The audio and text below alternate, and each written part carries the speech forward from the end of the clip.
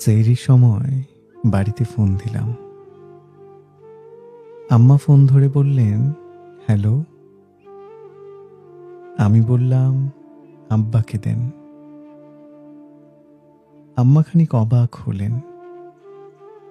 সাধারণত বাড়িতে ফোন দিলে আম্মার সাথেই বেশি কথা হয়। আব্বা ফোনে কথা বলতে তেমন স্বাচ্ছন্দ্য বোধ করেন না। আম্মা আব্বাকে ফোন দিলেন।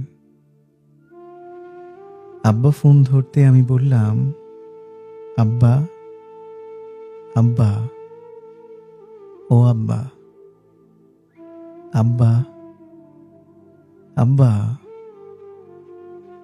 আব্বা অবাক গলায় বললেন, কি হয়েছে আব্বা? আমি বললাম, আব্বা, ও আব্বা, আব্বা, আব্বা, ও আব্বা। আব্বা এবার রীতিমতো চিন্তিত হয়ে পড়লেন। তিনি বিভ্রান্ত গলায় বললেন, কি হয়েছে আব্বা, কিছু হয়েছে তোমার?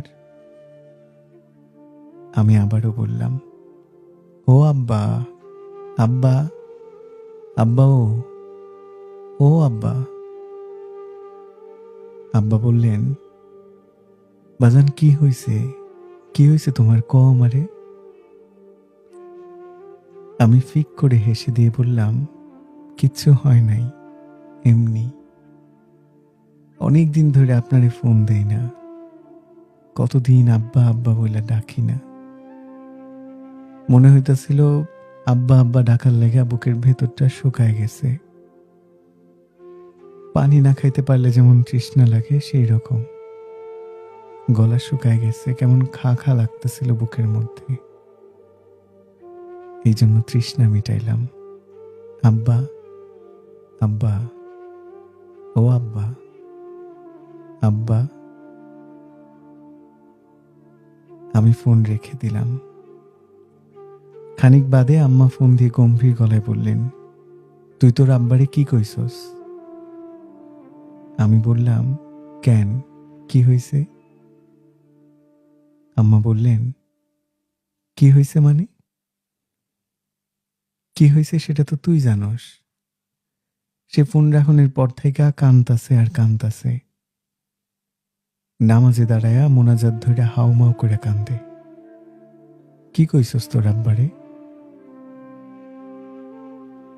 কি বলেছি আমি? আমি হঠাৎ চুপ করে যাই, একদম চুপ। আম্মার প্রশ্নের কোনো জবাব দেই না, বসে থাকি নিঃশব্দ।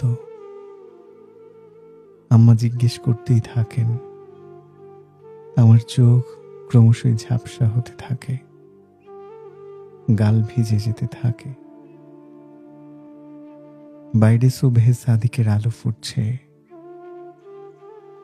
সেই আবছা আলোর দিকে তাকিয়ে আমার হঠাৎ মনে হতে থাকলো, আব্বা কাঁদুক, কাঁদুক তার পুত্র।